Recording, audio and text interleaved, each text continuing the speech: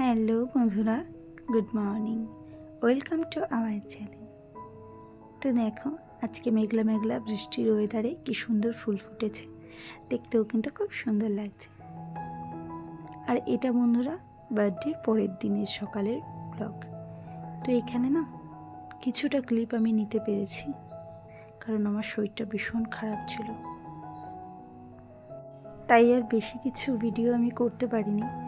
কারণ এই দিন সকালবেলা না ছেলে বলল, মা খিদে পেয়েছে, তো ওকে একটু কেক কেটে দিলাম, আর কালকের যে পায়েস ছিল সেটাই একটু দিলাম। এরপরেই না আমি পুরো বিছানায় পড়ে গেছিলাম, সারা দিন আর বিছানা থেকে উঠতে পারিনি। খুব কষ্ট হয়েছে, বিশ্বাস করো, 2-3 দিন মানে একদম বিছানার মধ্যে লেগেছিলাম, না উঠতে পেরেছি না কোনো কাজ করতে পেরেছি। এমনকি হোটেল দিয়েও রান্না করে খাবার নিয়ে আসতে হয়েছে। তো এরকম পর্যায়ে শরীর খারাপটা চলে গেছিলো, তাই কিছুদিন মাঝে তোমাদের সঙ্গে ভিডিও শেয়ার করতে পারিনি। তো তোমরা অনেকেই সেটা জানো। আর এখানে দেখো, আমি একটু ক্যামেরার সামনে আসলাম, চোখ মুখের কী অবস্থা দেখেছো? এরপর থেকে আর আমি উঠতেই পারিনি একেবারে। তো এইটা না 3-4 দিন পরের ভিডিও।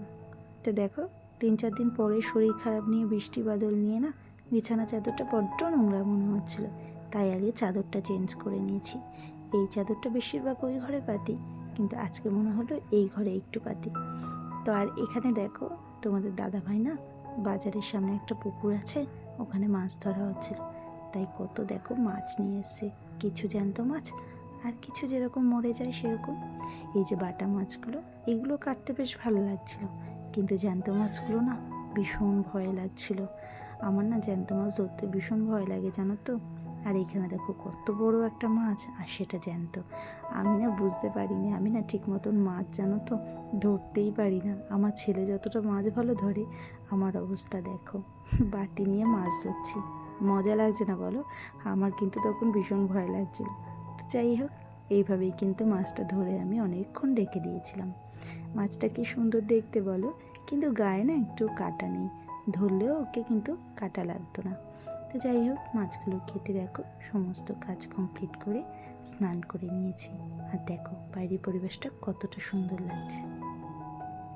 তো এই যে স্নান করে ঘরে চলে আসলাম, আসার পর মনে পড়লো গাছে দুটো ফুল আছে। তো ছেলেকে বললাম, বাবাই তুই যখন স্নান করছিস, তুই ফুল দুটো আমাকে একটু পেরে দে। তো ভিজে, যেহেতু বৃষ্টিতে ভিজতে তো সব বাচ্চারাই ভালোবাসে, তো ভিজে ভিজে দুটো ফুল পেরে দিয়েছে। আর দেখো পুজো দিয়ে দিয়েছি আমার গোপুসোনাকে। তো আজকে ভাবলাম বৃষ্টির ওয়েদার, আজকে আর ভাত খাবো না।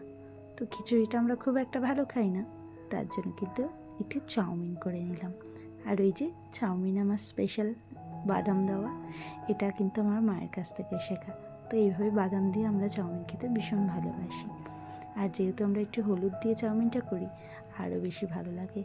অনেক সময় সাদা চাউমিনও করি, কিন্তু খুব কম পড়ে সেটা। আমার যেন হলুদ চাউমিনটাই ঘরোয়া চাউমিন হিসাবেই ভালো লাগে। তো এই যে দেখো, আমরা টিফিনটা করে নিই। আর এই যে টিফিনটা করার পরে কিন্তু মাছ নিয়ে চলে আসলাম। মাছগুলো ধুয়ে কেটে ভালো করে কিন্তু নিয়েছি, এখন নুন হলুদ মাখিয়ে রাখবো কিছুক্ষণ, তারপরে রান্নাটা করব। এখানে আরও একবার বলি, যেহেতু শরীর খারাপ থেকে উঠেছি, তো তাই সেইভাবে ভিডিও করার এনার্জিটাও না কোথাও গিয়ে হারিয়ে গেছে। 2-1 দিন প্রচণ্ড শরীর খারাপের পর উঠলে দেখবে মানুষের শরীরে এনার্জিটাও কমে যায়। তো আমারও সেটাই হয়েছে। তো এখানে দেখো তেলাপিয়া মাছ দুটো কেটেছি, আর এই যে ছোটো রুই মাছের বাচ্চাটা ছিল সেটাও কেটে নিয়েছিলাম, সেটা 3 পিস করেছি। আর তোমাদের দাদাভাই না আজকে কাঁঠাল নিয়ে এসেছিলো আমাদের ঘরে। আমি তো একদমই কাঁঠাল খুব একটা পছন্দই করি না, খাজা কাঁঠাল হলে 2-1টা খাই, আর না হলে তো কাঁঠাল ছুঁয়েও দেখি না। আমার ছেলেও হচ্ছে সেরকম, ও খাজা কাঁঠাল হলে খাবে, না হলে খাবে না। তো যাই হোক, বেছে বেছে ভালোগুলো ওকে একটু দিচ্ছি, ও খেয়ে নিয়েছে। আর এই যে মাছও রান্না করে তোমাদের সঙ্গে শেয়ার করলাম, বেশি কিছু পারিনি, কারণ ওই যে বললাম শরীর খারাপ দিয়ে সদ্য উঠেছি, ভিডিও করার এনার্জিটাই কিন্তু চলে গেছে। যদি কোনো ভুলভ্রান্তি হয় বা যদি কোনো খারাপ কিছু লাগে, আমাকে প্লিজ ছোটো বোন বা বন্ধু হিসেবে ক্ষমা করো। আর এই দেখো, আমাদের পুটুসোনা খেলা করছে, কেন জানো? ওকে আমি আটকে রেখেছি ওপর উঠতে দেবো না বলে, কিন্তু ও ফাঁক খুঁজছে কখন ওপরে তুম করে উঠে পড়বে। আর সত্যি কিন্তু এই করে উঠেও পড়েছিল। ও তো জানো ভীষণ দুষ্টু হয়। আর এই দেখো, এই পাখিটা ছোট্ট সেই ছিল না, এই বেবিটা কিন্তু পালকে ভরে গেছে, এখন এখন কিন্তু বড় হয়েছে।